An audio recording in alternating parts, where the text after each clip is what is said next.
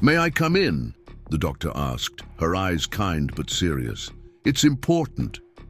Emily hesitated, then stepped back, allowing the older woman inside. Dr. Jenkins had treated her for a minor cut during her first week in town, a warm, no-nonsense woman who ran the small clinic on the outskirts of Oakridge. "I'm not sick," Emily said, setting the pan down. "No, but you might be in danger." Dr. Jenkins settled at the small kitchen table without waiting for an invitation.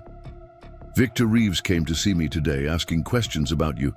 Suggested you might be unstable. His word, not mine." Emily's stomach dropped. Why would he say that? Because men like Victor create narratives about those who threaten them. Dr. Jenkins fixed Emily with a direct gaze. "What do you have on him, Emily?" The question hung in the air between them. Emily considered lying, considered deflection, but something in the doctor's eyes, determination perhaps, or shared understanding, made her change her mind. "Evidence of illegal dumping," Emily said finally. "Chemical waste from the mill going straight into Crescent Creek. I have photographs, dates, times." Dr. Jenkins nodded slowly. "My husband died of a rare cancer 3 years ago. 3 of Victor's employees have developed the same type since then. All worked in the chemical treatment facility." Understanding dawned on Emily. "You've suspected. Suspicion isn't proof." Dr. Jenkins leaned forward. "But what you have might be. Victor knows it too. He's setting things in motion, Emily. There's talk about you in town, that you're troubled, dangerous even. Diane Wilson is spreading rumors that you've been trespassing, stealing. That's ridiculous. I haven't. It doesn't matter what's true. What matters is what people believe." Dr. Jenkins stood, moving to the window to glance outside. "You need to be careful. Victor has the sheriff in his pocket and most of the town relies on the mill for survival. They won't want to hear what you have to say." Emily thought of Nathan's warning. "Someone else knows. A stranger passing through town. He warned me I was being watched. Tall man, keeps to himself." When Emily nodded, Dr. Jenkins continued. "Nathan Hayes. He's been staying at the boarding house for a week. Ex-military. According to Mrs. Brennan, who runs the place, doesn't say much but watches everything. Can he be trusted? In Oakridge, that's a question with no easy answer." Dr. Jenkins checked her watch. "I should go. But Emily, whatever you decide to do, don't do it alone. And maybe don't keep your evidence here." After the doctor left, Emily sat alone in the darkening cabin, listening to the forest sounds outside. Decision made. She retrieved the notebook from under her mattress and photographed each page with her phone, sending the images to a cloud account before replacing the physical evidence.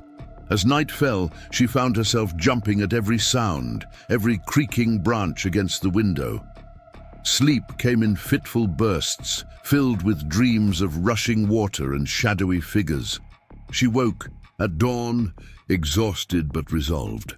Her morning shift at the diner would start in 2 hours, enough time to make copies of her evidence at the library before work. The town was quiet as Emily walked through the early morning mist, the notebook secure in her bag. The library wouldn't open for another hour, but the copy shop next door had a self-service machine. She slipped inside, nodding to the sleepy teenager behind the counter who barely looked up from his phone. Emily had just finished making copies when the bell above the door chimed. Sheriff Thompson entered, removing his hat as he scanned the small space, his eyes landing on Emily with grim purpose. "Miss Morgan," he said, approaching slowly. "I need you to come down to the station with me." Emily felt the blood drain from her face. "Why? I haven't done anything wrong." "Got a complaint about trespassing on private property. Mill property." His eyes dropped to her bag. "And possession of stolen documents." "That's absurd." Emily clutched her bag tighter. "I haven't stolen anything." "Then you won't mind coming down to the station to clear this up?" It wasn't a question. The sheriff's office was a small brick building on Main Street, directly across from the diner where Laura would be wondering why Emily hadn't shown up for her shift. Inside, the fluorescent lights buzzed overhead as Sheriff Thompson led her to a small interview room. "Have a seat, Ms. Morgan." He gestured to a metal chair. "Can I see some identification?" Emily produced her driver's license with trembling fingers. The sheriff examined it, then picked up a file from the table. "You're a long way from home." "Oakridge is my home now," Emily said, trying to keep her voice steady. "Is it?" Sheriff Thompson opened the file. "Because according to this, you were asked to resign from your position at the Seattle Tribune 6 months ago after making accusations against a prominent businessman. Accusations that were found to be unsubstantiated." Emily's throat tightened. "They were true. I had sources. They were pressured into retracting their statements. And now here you are, making similar claims against one of our most respected citizens." The sheriff sighed. "Victor Reeves called me this morning. Says you've been harassing his employees, trespassing on mill property, taking unauthorized photographs of proprietary equipment." "I've documented illegal chemical dumping," Emily said, her voice gaining strength. "Toxic waste being poured directly into Crescent Creek. I have evidence obtained illegally," Sheriff Thompson interrupted, "which makes it inadmissible even if there was anything to your claims. People are getting sick. Sarah Jenkins has a personal vendetta against the mill since her husband passed. Everyone knows that." The sheriff leaned forward. "Look, Ms. Morgan, I'm trying to help you here. Oakridge is a small town. We take care of our own.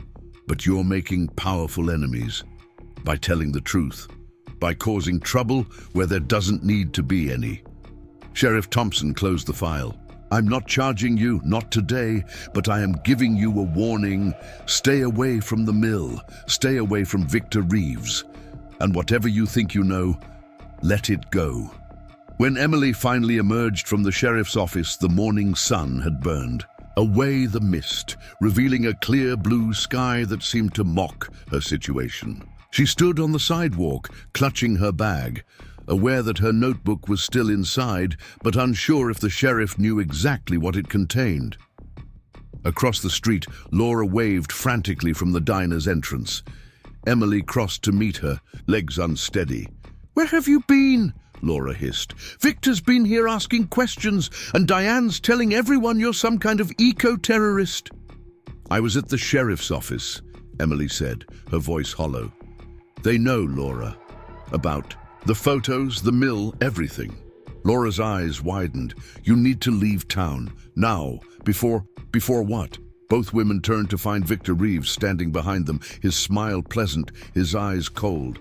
"Ms. Morgan," he said smoothly, "I believe we need to have a conversation." "About your hobbies?" "I have nothing to say to you." Emily stepped back. "No, not even about your interesting past in Seattle. Your history of making unfounded accusations." Victor moved closer. "People deserting you when they realized what you were." Emily felt the color drain from her face. "How did you—" "I make it my business to know who comes to my town." Victor's voice dropped lower. "Especially those who don't know their place." "Leave her alone, Victor," Laura said, stepping between them. Victor's smile never faltered. "Laura, your mother still works in accounting at the mill, doesn't she? 30 years now. Be a shame if she had to start over somewhere new at her age." Laura paled, but stood her ground. "You can't threaten everyone into silence." "I don't need to threaten everyone," Victor replied calmly. "Just enough to make an example." The tension was broken by a voice from behind Victor. "Problem here?" Nathan Hayes stood a few feet away, his posture relaxed, but his eyes alertly assessing the situation. Emily hadn't heard him approach. A man his size moving with such silence seemed impossible.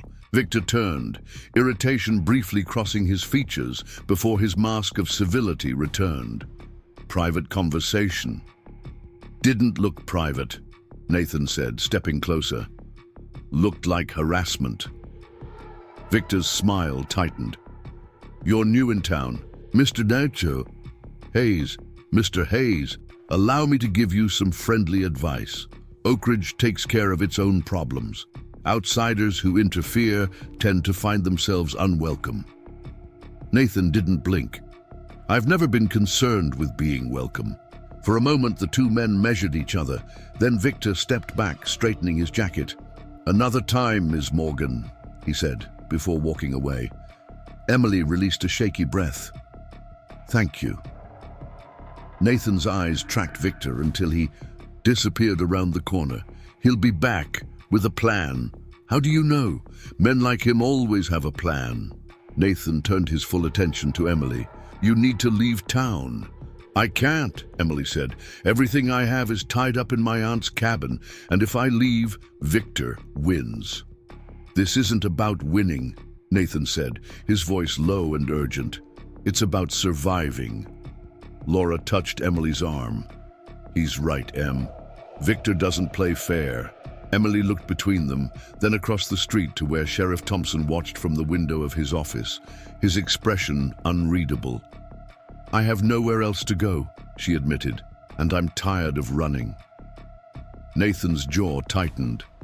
Then, you need protection. From what? Emily asked, though she already knew the answer.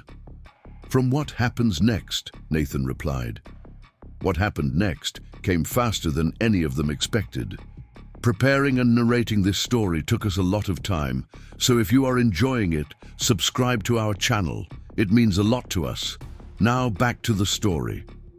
By noon, whispers had become shouts. Diane Wilson stood outside her salon, telling anyone who would listen about Emily's criminal past and mental instability. Harold Cooper, who owned the hardware store and served on the town council with Victor, was calling for a town meeting to discuss the threat in their midst.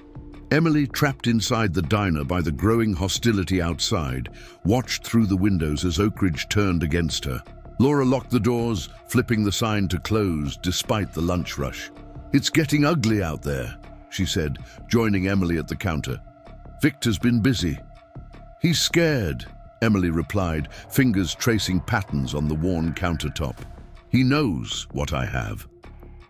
And what exactly is that? Nathan asked, appearing from the back room where he'd been talking quietly on his phone. Emily hesitated, then withdrew the notebook from her bag. 3 months of documentation. Dates, times, photographs of the mill dumping chemical waste directly into Crescent Creek, water samples, interviews with former employees who got sick after working in the treatment facility. Nathan flipped through the pages, his expression grave. This is why you're still here. It's not about the cabin. People are dying, Emily said simply. If I leave, no one will ever know why. A sharp knock on the diner's glass door made them all look up. Dr. Jenkins stood outside, gesturing urgently. Laura unlocked the door to let her in. Town meeting, the doctor said without preamble. Tonight at 7. Victor's calling for a vote to enforce the old vagrancy laws, aimed at you, Emily.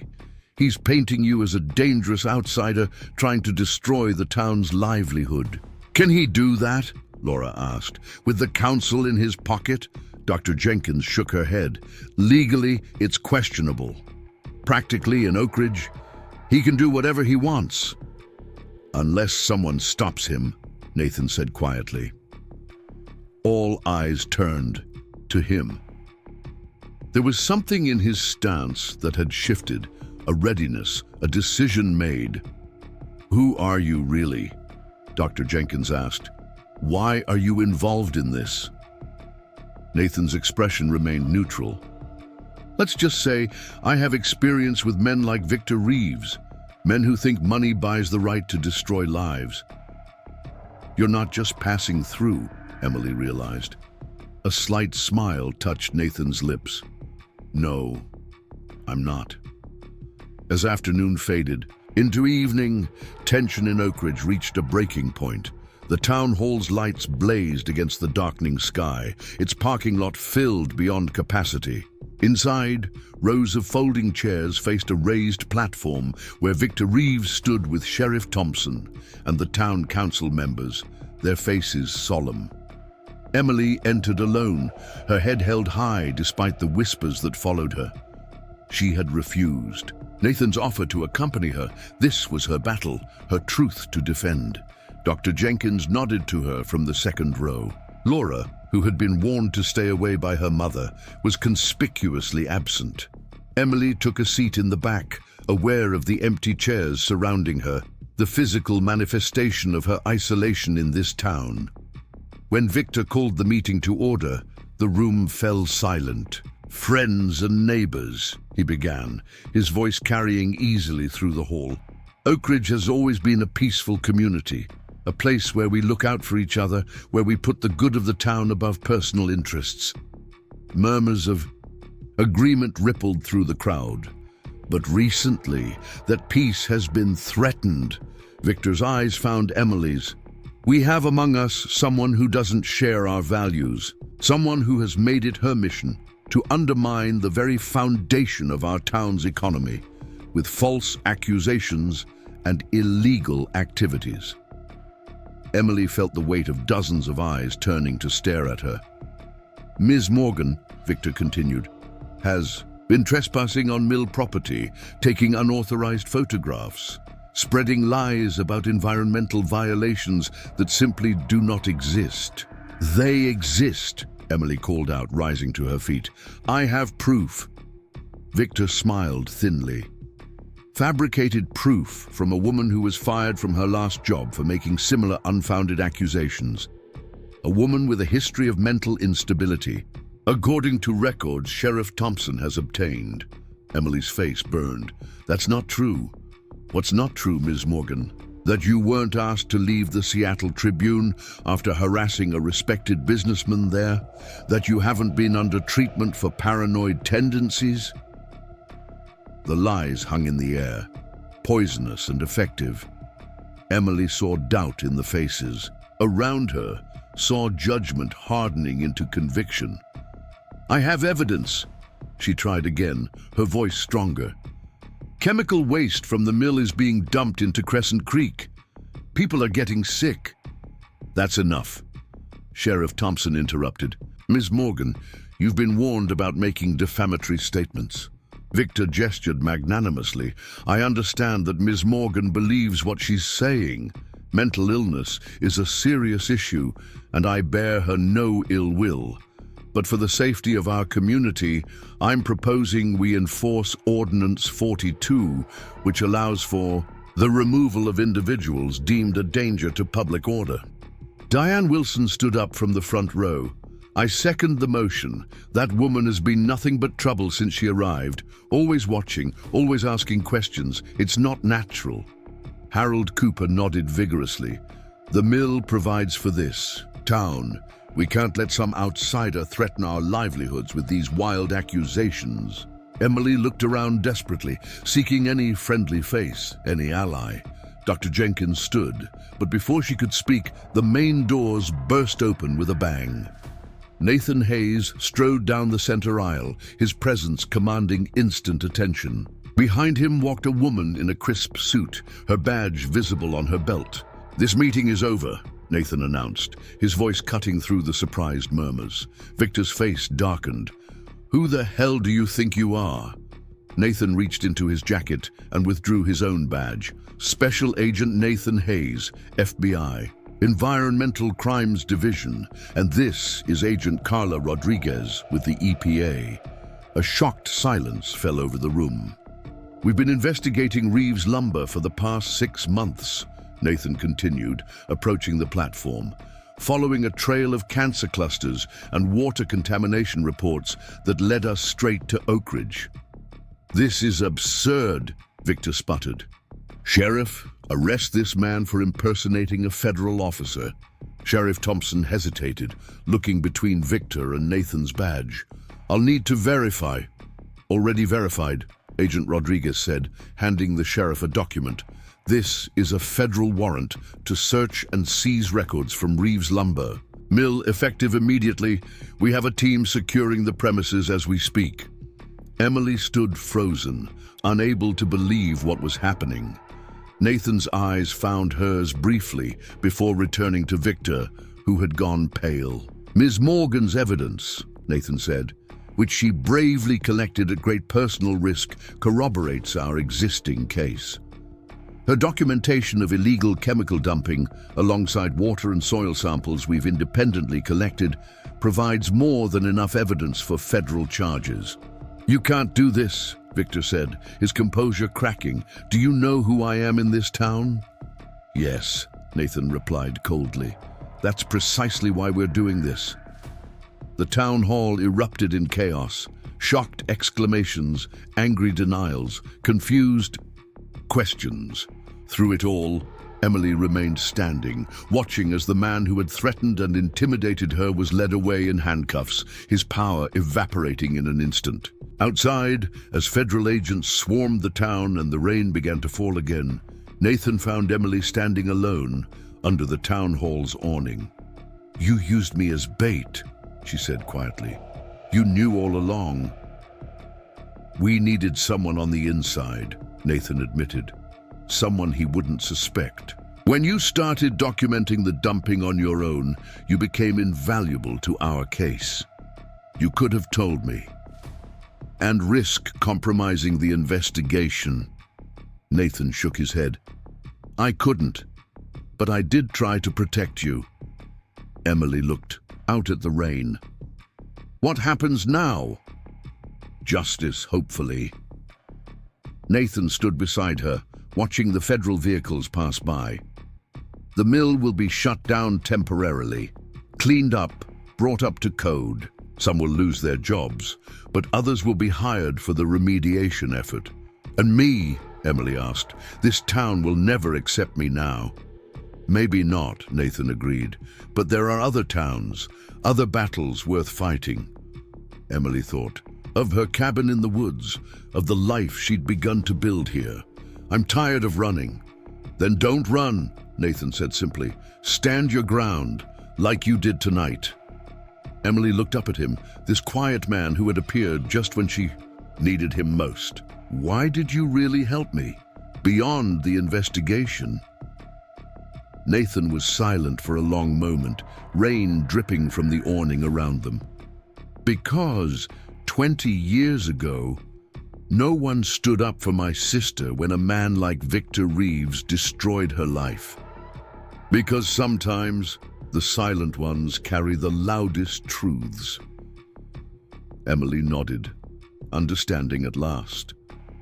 They stood together in the rain-washed night, two outsiders who had changed Oakridge forever.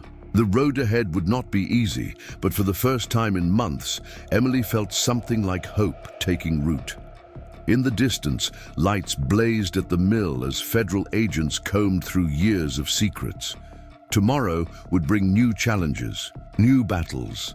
But tonight, in this moment, justice had prevailed. Emily Morgan had arrived in Oakridge with nothing, no money, no family, nowhere to turn. She had found her voice anyway, and in the most unlikely of places, a silent guardian who understood that some honors are worth defending at any cost. The next morning, Oakridge awakened to a town transformed. Federal agents in windbreakers moved. Between the lumber mill and makeshift command centers, their vehicles lining Main Street like an occupying force. Yellow tape cordoned off sections of the creek where technicians in hazmat suits collected samples, their white forms stark against the deep green of the forest. The rain had stopped, leaving behind a crystalline clarity to the air that seemed to mirror the truth finally exposed. Emily stood on her porch, coffee mug warming her hands, watching the distant figures at work. Sleep had come in fits and starts, her mind replaying the town hall confrontation in endless loops. Victor's face as the handcuffs closed around his wrists, the stunned silence of the townspeople, Nathan's steady presence beside her as her world shifted once again. a car approached along the muddy access road, tires splashing through puddles. Emily recognized Dr. Jenkins's weathered Subaru and stepped down from the porch to meet her. The doctor looked exhausted, dark circles beneath her eyes, suggesting she'd had even less sleep than Emily. "You look like you could use this more than me," Emily said, offering her coffee. Dr. Jenkins accepted with a grateful nod. "Been at the clinic since dawn. 3 of Victor's former employees came in asking for the tests I've been recommending for months. Funny how quickly people listen when the FBI is involved. How bad is it? The contamination?" Dr. Jenkins took a long sip before answering. "The preliminary results from the water samples your agent Hayes showed me are concerning. Chromium, arsenic, benzene, levels well above anything remotely safe." She handed the mug back. "They're testing the town water supply now, but most people on the outskirts use well water, including you." Emily glanced at her cabin. "Should I be worried? I'd stick to bottled water until we know more." The doctor hesitated. "That's not why I came, though. The town's calling an emergency council meeting this afternoon. Harold Cooper resigned this morning. Apparently, the FBI found some interesting financial connections between him and Victor's offshore accounts." "Let me guess. They want me there." "They need you there," Dr. Jenkins corrected. "You're the only one who documented what was happening. The only one brave enough to speak up." She studied Emily's face. "Though I suspect courage came with a price." Emily thought of the Seattle Tribune, of the editor who dismissed her evidence against Maxwell Industries as insufficient before showing her the door, of the colleagues who'd turned their backs, the friends who drifted away when the lawsuit. Threats began, the apartment she'd lost when the money ran out. "I'm familiar with the cost," Emily said simply. Dr. Jenkins nodded. 2 o'clock at the town hall. Wear something nice. You're about to meet the real Oakridge." At precisely 2 o'clock, the remaining town council members filed onto the stage. The mayor, a portly man named Frank Wilson, who had always seemed like Victor's puppet, looked ashen as he called the meeting to order. The empty chairs beside him, Harold Cooper's and Victor's, stood as mute testimony to the power vacuum created overnight. "Citizens of Oakridge," Mayor Wilson began, his voice wavering slightly. "As you all know, certain allegations have been made regarding Reeves' lumber mill and its environmental practices. Federal authorities are currently investigating these claims, and Victor Reeves is assisting with their inquiries." A ripple of grim laughter passed through the crowd at the euphemism. "In light of these developments," the mayor continued, "we face some immediate challenges.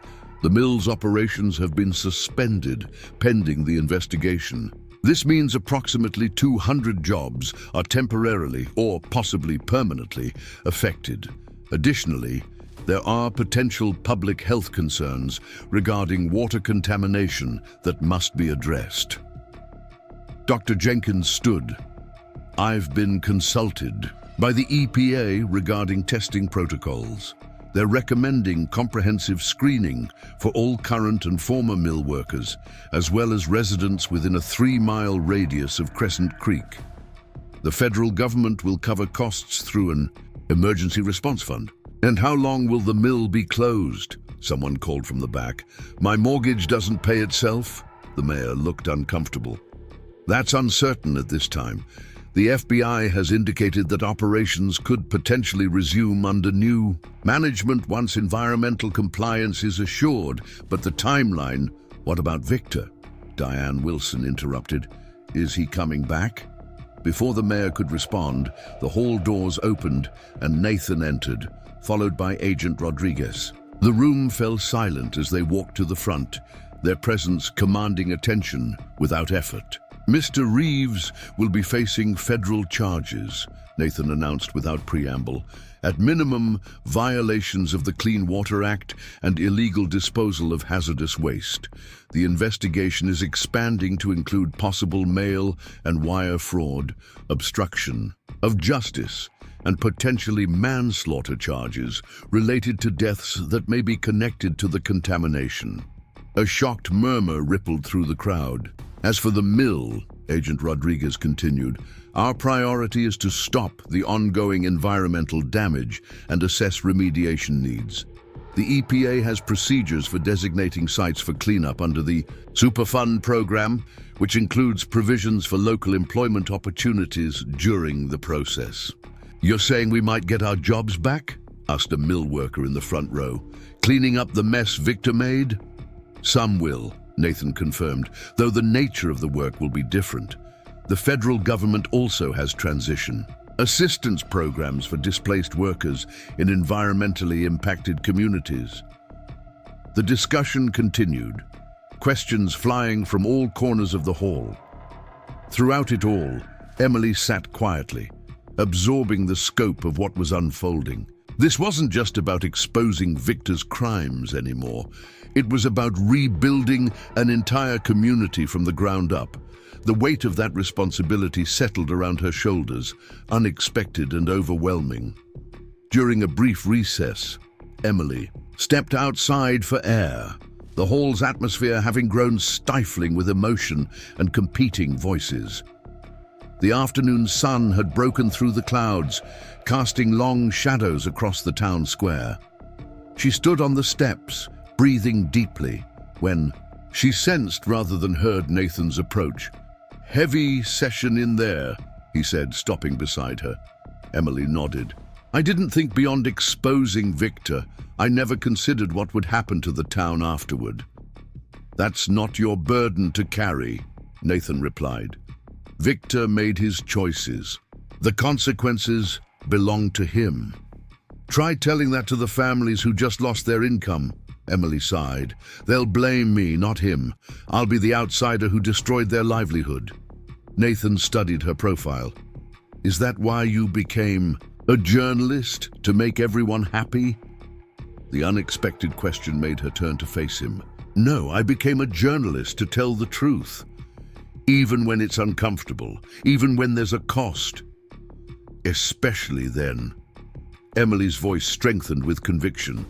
"The truth matters most when it's hardest to tell." A smile touched the corners of Nathan's mouth. "Then you've succeeded, Ms. Morgan. The rest, the rebuilding, the transition, that's not just your responsibility. That belongs to all of us." The simple affirmation eased something tight in Emily's chest. She looked at Nathan more carefully, seeing beyond the badge and authority to the man beneath. There was a steadiness to him that she found deeply compelling, a certainty of purpose that matched her own. "Why the Environmental Crimes Division?" she asked suddenly. "You mentioned your sister last night, but not what happened to her." Nathan's expression grew distant. "Grace lived in a company town in West Virginia, coal mining community. She started noticing health issues in the local children, respiratory problems, unusual rashes. Started asking questions about the slurry pond up on the mountain." He paused.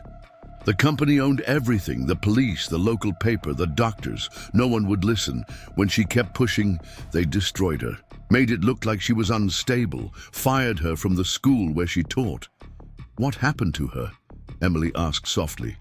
"She gave up." Nathan's voice held old pain. "Moved away, stopped fighting. 6 months later, that slurry pond collapsed. 12 people died, including 4 of her former students." He met Emily's gaze. "I was a regular field agent then, transferred to environmental crimes the next day. Promised myself I'd never let another Grace be silenced." The personal revelation shifted something between them, a new understanding that went beyond their professional connection.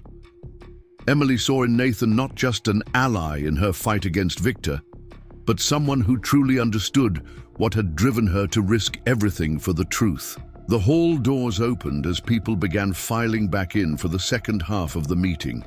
Emily hesitated, then spoke quickly before they could be interrupted. "Have dinner with me tonight," she said, "not as Special Agent Hayes and the key witness. Just Nathan and Emily." Surprise flickered across his face, followed by a warmth that transformed his features. "I'd like that."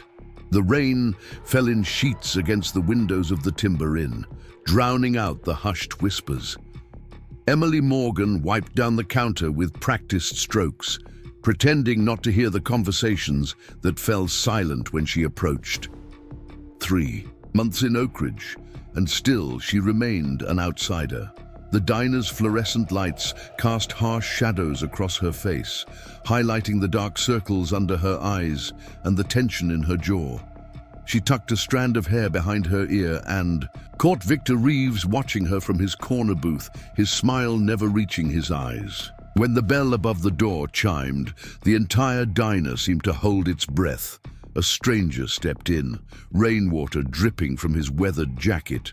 Tall, with eyes that scanned the room in one swift movement, he moved like a shadow to the corner, a booth his back to the wall. Emily approached with coffee pot in hand, and for a moment, just a moment, their eyes met. In that silent exchange, something passed between them. Recognition, perhaps, or understanding. Two outsiders in a town that guarded its secrets well. None of them knew that by week's end, blood would stain the old covered bridge, and Oakridge would never be the same. Before we jump back in, tell us where you're tuning in from, and if this story touches you, make sure you're subscribed, because tomorrow I've saved something extra special for you. Emily hadn't planned to stay in Oakridge.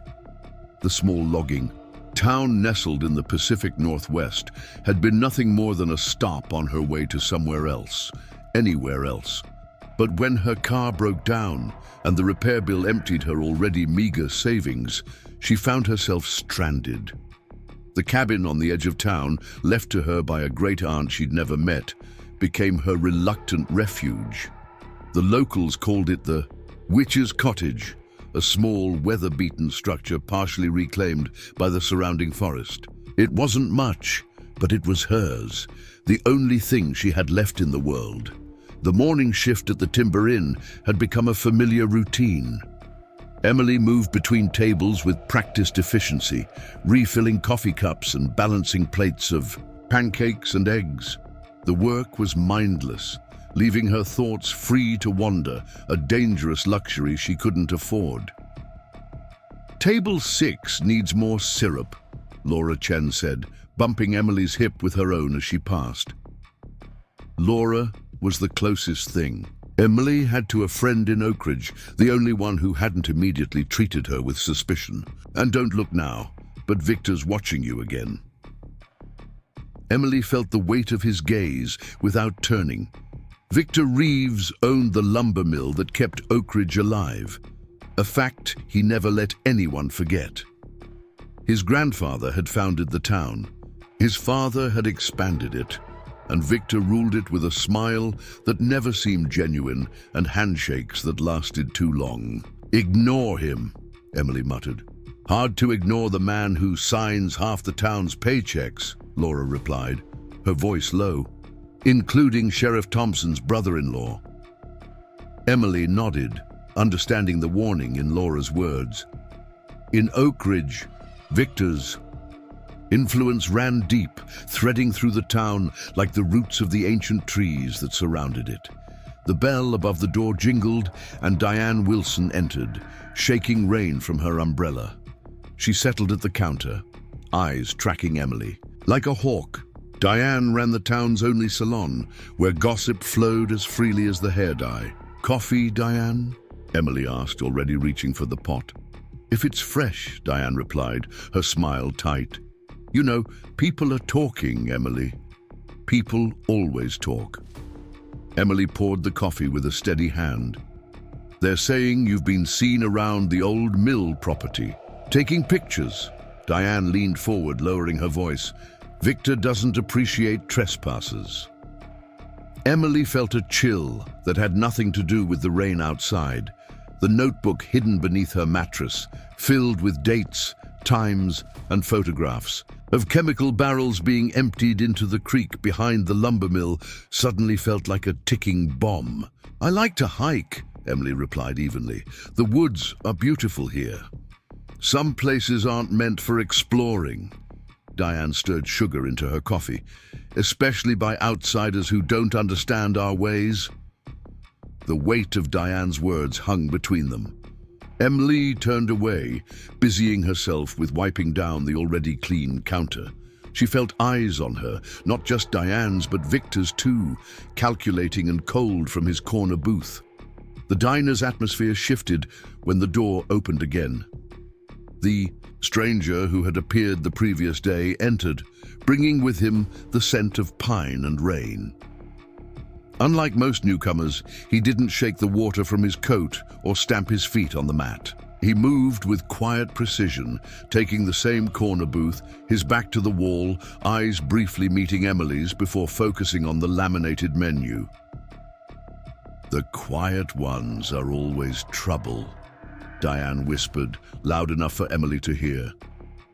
"First, you now him. Oakridge used to be a peaceful place."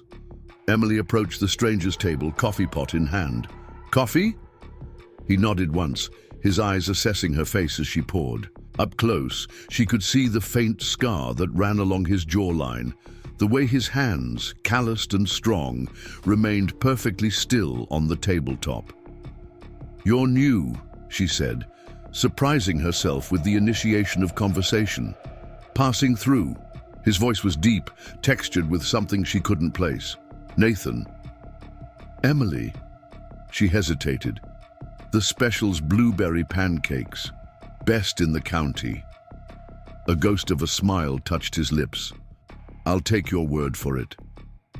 As Emily turned to place his order, she caught Victor watching them, his eyes narrowed in calculation. She'd seen that look before, the day he'd offered to help her with her financial troubles in exchange for her company at dinner, the day she'd refused. The morning passed in a blur of orders and coffee refills. Emily kept her head down, avoiding Victor's gaze, aware of the stranger, Nathan, nursing his coffee for over an hour, observing the diner with quiet attention. When Victor finally left, dropping cash on the table and brushing his hand against Emily's arm in passing, she released a breath she hadn't realized she was holding. Nathan left shortly after, leaving an overly generous tip and a folded napkin under his plate. Emily pocketed it quickly, waiting until her break to unfold it in the privacy of the employee bathroom. In neat, precise handwriting it read, "Be careful who you trust. You're being watched." The warning sent ice through her veins. She flushed the napkin, watching the ink blur and disappear. By the time her shift ended, the rain had stopped, though dark clouds still hung low over Oakridge. Emily walked quickly through town, past storefronts where conversations paused as she passed. She passed the sheriff's office where Mark Thompson watched her through the window with an unreadable expression. She was halfway home when she noticed the black SUV following at a distance. Panic fluttered in her chest as she quickened her pace, cutting through the park to lose her tail. By the time she reached her cabin, her heart was pounding and her hands shook as she locked the door behind her. The cabin was dark and cool, smelling of damp wood and the herbal bundles that hung from the rafters, remnants of her great-aunt's practices that she hadn't had the heart to remove. Emily moved to the bedroom, lifting the worn mattress to check on her notebook. It was still there, filled with evidence that could destroy Victor Reeves, if anyone would believe her. She hadn't come to Oakridge looking for trouble. The evidence had found her one rainy evening when she'd taken a walk along the creek and seen the men emptying barrels into the water. The photographs had been instinctive, a journalist's habit from her previous life, before everything had fallen apart. A sharp knock at the door made her jump.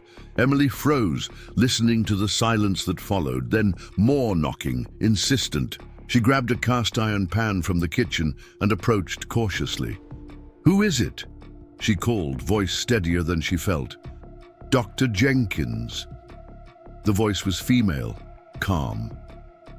"I need to speak with you, Emily." Emily opened the door a crack, keeping the pan hidden behind her back, Dr. Sarah Jenkins stood on her porch, medical bag in hand, her grey-streaked hair damp from the mist. Inside, the meeting had taken a more practical turn. The mayor, looking slightly more composed, was outlining immediate steps for water testing and distribution of bottled water to affected areas. A representative from the State Employment Office had arrived to discuss emergency unemployment benefits for mill workers. Emily returned to her seat beside Laura, who raised an eyebrow at her flushed cheeks, but said nothing. The remaining hours passed in a blur of logistics and planning, the community beginning the difficult work of reimagining itself without the shadow of Reeves lumber hanging over it. As the meeting wound down, Mayor Wilson called for any final comments or questions. To Emily's surprise, Diane Wilson stood up, her usual confidence somewhat diminished. "I think we owe Ms. Morgan an apology," she said, voice carrying clearly across the now quiet hall. "Some of us, myself included, were quick to believe the worst about her, to spread stories without checking facts." She straightened her shoulders. "That's not who we should be as a community, and I, for one, am sorry." The unexpected apology hung in the air. Emily felt dozens of eyes turned toward her, waiting for her response. She stood slowly, aware that her next words would help set the tone for whatever came next in Oakridge. "Thank you, Diane," she said simply. "The past is the past. What matters now is how we move forward, together."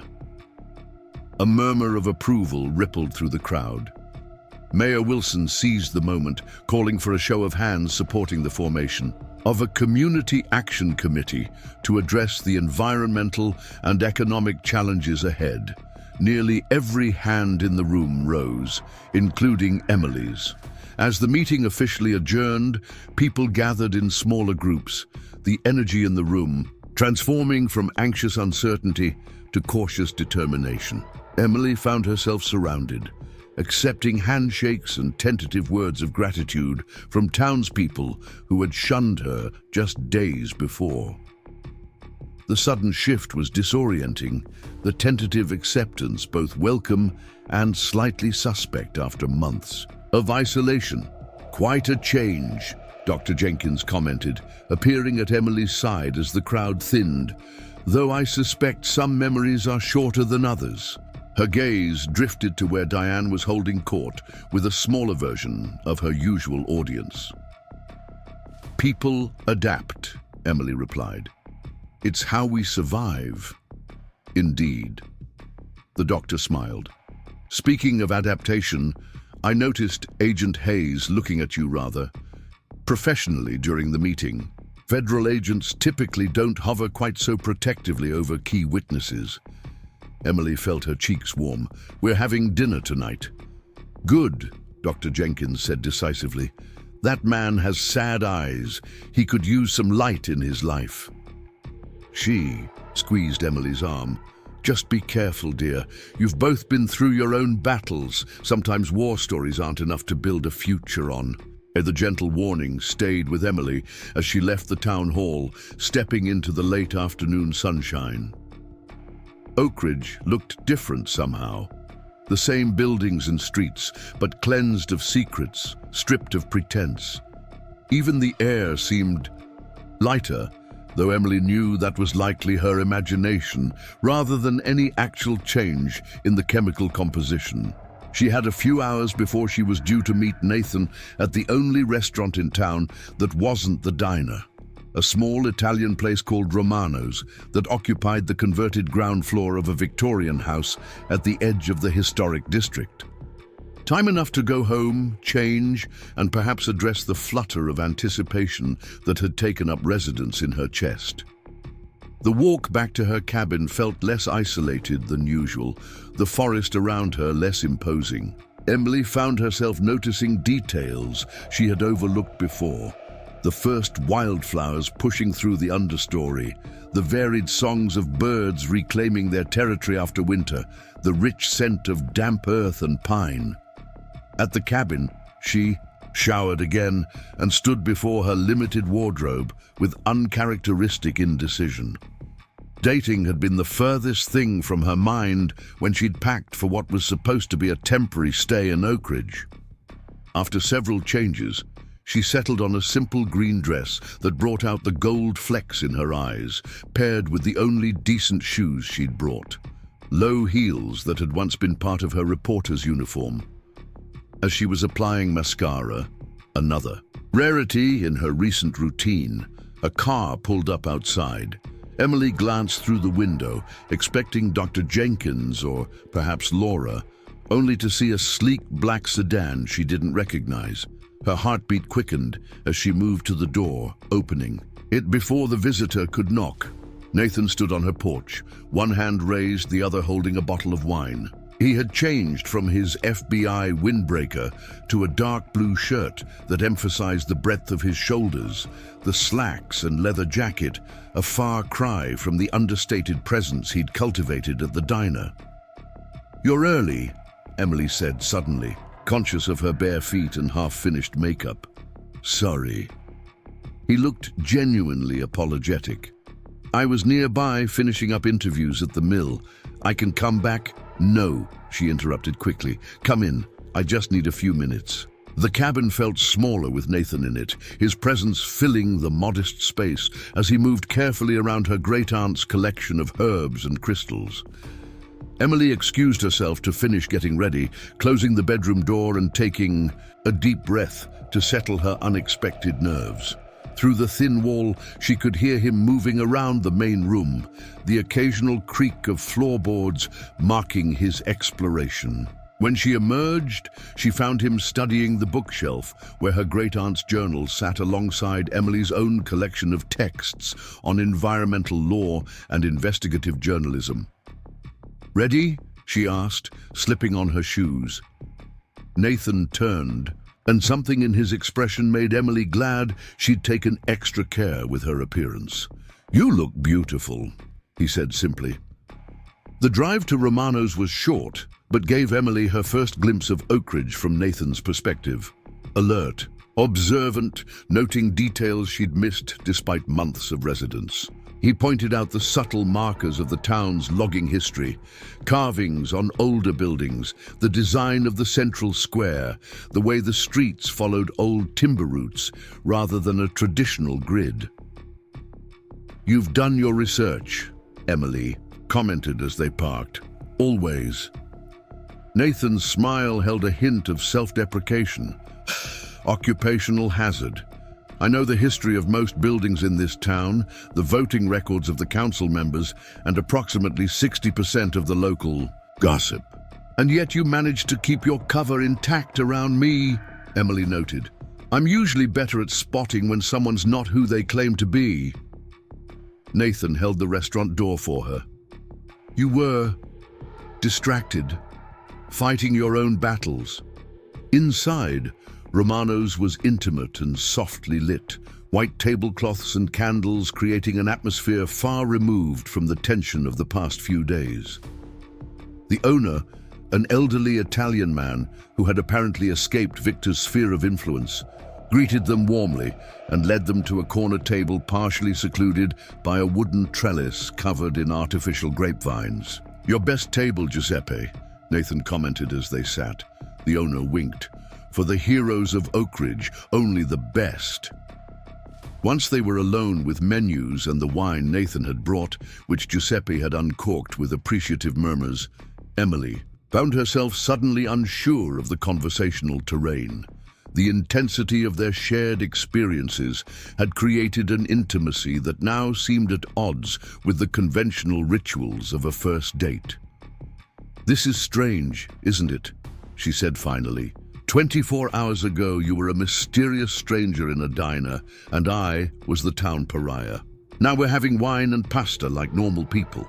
Nathan's smile reached his eyes, softening the habitual alertness in his gaze. "I'm not sure either of us qualifies as normal people, Emily. Not with our histories." The simple honesty broke the tension. Emily found herself laughing, a genuine release that felt foreign after months of constant vigilance. "Fair point.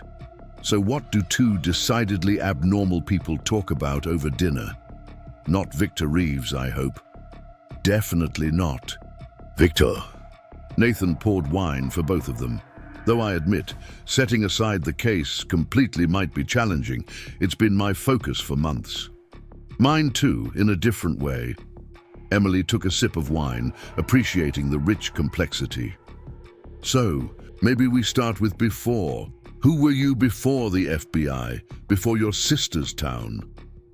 The question opened a door between them, creating space for the kind of exchange that had nothing to do with environmental crimes or small-town politics. Nathan spoke of growing up in rural Ohio, the son of a high school history teacher and a nurse, of wanting to make a difference, of joining the bureau right out of college with idealistic notions that reality had both tempered and reinforced, of cases that had shaped him, places that had marked him, the gradual evolution of the young agent into the man who sat before her now. In turn, Emily shared her own journey.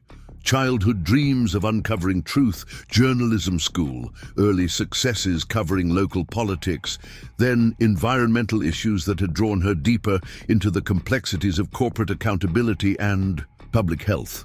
She spoke of the Maxwell Industries case in Seattle, the slow realization that she had stumbled onto something much bigger than a local story, the gradual isolation as colleagues distanced themselves from her increasingly controversial investigation. They buried the story, she said, pushing pasta around her plate. My editor killed it after Maxwell's lawyers sent the third threatening letter. When I tried to take it elsewhere, they fired me. After that, no one would touch it, or me. But you kept the evidence, Nathan noted. Even after you lost everything, you could have walked away. Emily looked up, meeting his gaze. Could you walk away from something you know is wrong just because it would be easier? No, he admitted, though it's cost me. Relationships, stability, the comfort of looking the other way. He studied her. We're both a bit broken by our principles, aren't we? The observation might have seemed melancholy from anyone else, but from Nathan, it felt like recognition, a kinship forged in shared sacrifice and stubborn integrity.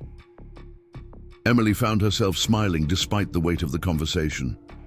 Maybe, she agreed, or maybe we're just the right kind of stubborn for a broken world. Dinner stretched into dessert, and then coffee, the restaurant gradually emptying around them as they continued talking. Emily couldn't remember the last time conversation had flowed so effortlessly, without the calculation and caution that had become her default mode of interaction. With Nathan, words came easily, truths long held close, suddenly finding voice. As Giuseppe began turning chairs onto tables in the empty dining room, they finally acknowledged the late hour and settled the bill. Nathan insisting despite Emily's protests. Outside, the night had turned cold, stars sharp and brilliant above. The small town skyline. Nathan draped his jacket over Emily's shoulders without comment, the gesture natural and unforced. They walked slowly back to his car, neither rushing to end the evening. The streets were quiet, most of Oakridge already shut down for the night. In the distance, the silhouette of the mill stood dark against the sky, its smokestacks dormant sentinels. What happens after the investigation? Emily asked as they paused at a viewpoint overlooking the creek. To you, I mean. You'll move on to the next case? Nathan leaned against the railing. Eventually, there's still a lot to do here. Testimony. To secure evidence to process. The case against Victor will take months to build properly, maybe longer. So you're staying in Oakridge. Emily wasn't sure if the flutter in her chest was relief or something more complicated.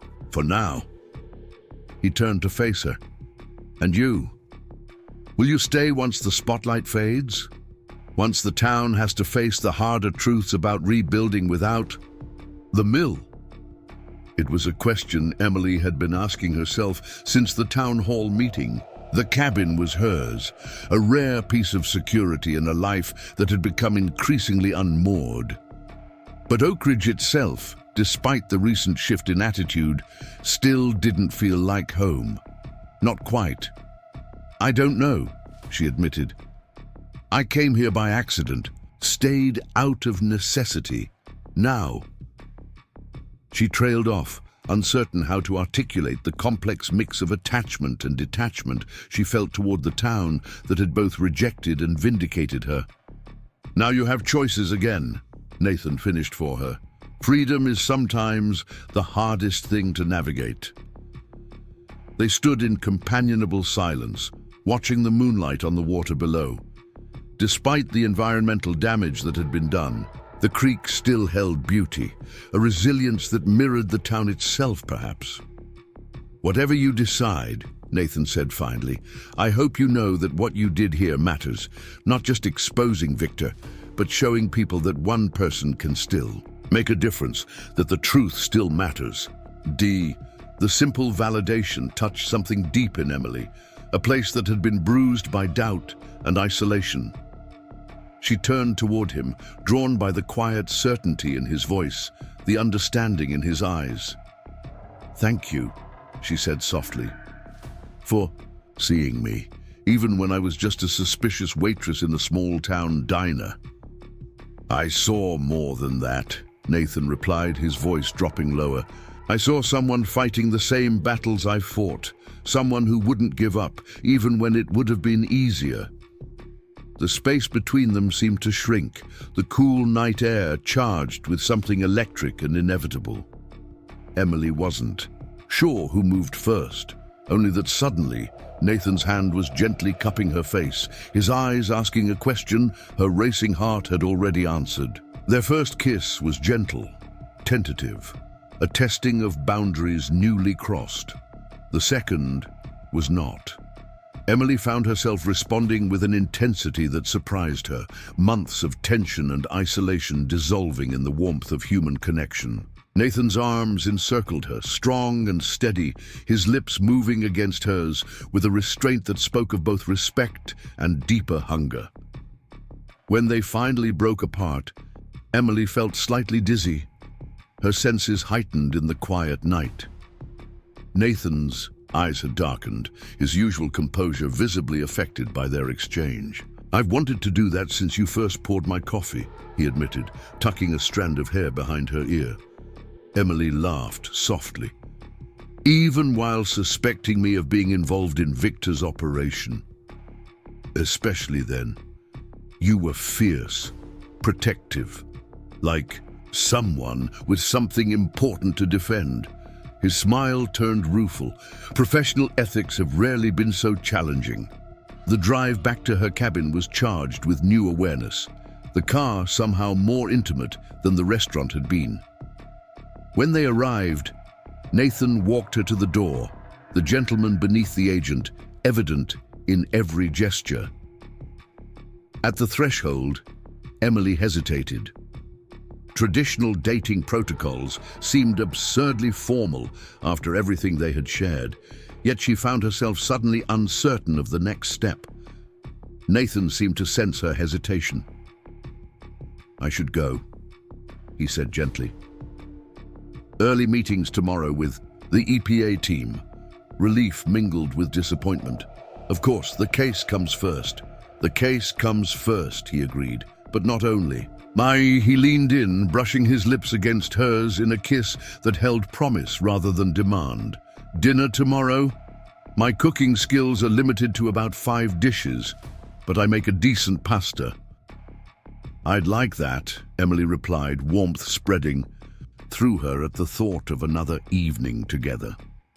After he left, Emily stood on her porch, long after his taillights had disappeared down the access road. The night felt different somehow. The forest less threatening, the cabin less isolated, the future less daunting. For the first time since arriving in Oakridge, she felt something like hope taking root, not just for the town's recovery, but for her own. Inside, she moved through her evening routine with a lightness that had been absent for too long. As she was preparing for bed, her phone, newly charged, chimed with a message. Nathan's number appeared on the screen with a simple text. "Thank you for tonight. Sleep well." Emily smiled in the darkness of her bedroom, typing back, "You too. See you tomorrow." Such a simple exchange, unremarkable in any other context. Yet as Emily drifted towards sleep, those few words seemed to hold. A world of possibility, a new chapter opening just as another closed. Victor's reign over Oakridge had ended, but something else was just beginning. Outside, the forest stood sentinel around the small cabin, its shadows softened by moonlight. In the distance, the creek continued its journey downstream, already beginning the long process of healing. And in the quiet of the night, Emily Morgan, who had arrived in Oakridge with nothing, fell asleep with everything to look forward to. Dawn broke over Oakridge with a clarity that seemed to mock the chaos of the previous night. Emily sat in her kitchen, watching sunlight gradually illuminate the forest outside her window, a mug of untouched coffee cooling before her. The bandage on her arm felt tight, a constant reminder of how close she had come to something far worse than a grazing wound. The cabin had been cleared of FBI personnel around midnight, the evidence of Cooper's break-in catalogued and photographed. Nathan had stayed until the last agent departed, conducting a final sweep of the property before reluctantly leaving Emily alone, extracting a promise that she would keep the panic button within reach at all times. Sleep had been elusive, her mind replaying Cooper's words, the cold press of the gun against her temple, the desperate rage in his eyes. Not the calculated intimidation of a man following orders, but the dangerous unpredictability of someone who felt their world collapsing. Emily's phone chimed with an incoming text, breaking her reverie. Nathan, Cooper in federal custody, initial hearing at 10, safe to talk? She replied affirmatively, and moments later her phone rang. "How's the arm?" Nathan asked, his voice carrying the rough edge of someone who had slept as little as she had. "Sore but functional," Emily replied, touching the bandage gently. "Any news on Victor's reaction to Cooper's arrest?" "His lawyers issued a statement around dawn," Nathan said, professional despite the early hour, expressing shock, condemning Cooper's actions, claiming no knowledge of his intentions, the usual distance-creating rhetoric. "Do we believe him?" Emily asked, though she already suspected the answer. "Cooper swears he acted alone," Nathan replied, "and given Victor's meticulous approach to everything else, sending an unstable man with a gun to your cabin does seem uncharacteristically sloppy." Emily considered this. Cooper mentioned that Victor preferred to fight legally, that he didn't understand what happens when the federal government gets involved. Suggesting a difference of opinion on strategy, Nathan concluded, Victor working the system through his connections, Cooper taking a more direct approach. "Either way," Emily said, "it demonstrates the desperation behind Victor's calm facade. If his own allies are fracturing under pressure, it's a potential weakness we can exploit." Nathan agreed. "Speaking of which, Sarah Novak will be arriving this afternoon, the civil rights attorney I mentioned. She's prepared to challenge the restraining order immediately." "How optimistic is she?" Emily asked, trying not to get her hopes up.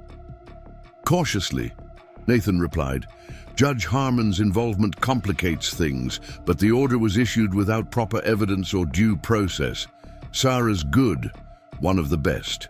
If anyone can get it overturned quickly, she can." The conversation shifted to logistics, where they would meet Sarah, what evidence would be most helpful, how Emily should prepare. Throughout, Emily noted the careful maintenance of professional boundaries in Nathan's tone, though occasionally something warmer slipped through, particularly when discussing Cooper's arrest. "I should have gotten there sooner," he said at one point, a rare crack in his composure. "When we realized Cooper was missing, had resigned from the council without leaving town." "You couldn't have known he'd come after me," Emily reassured him. "And you did get there, right when it counted." A brief silence followed, weighted with things neither of them could say while the case remained active. Finally, Nathan cleared his throat. Sarah will meet you at Dr. Jenkins' clinic at 2. The restraining order doesn't prevent you from going. There for medical treatment, which gives us a plausible reason if Victor's people are watching.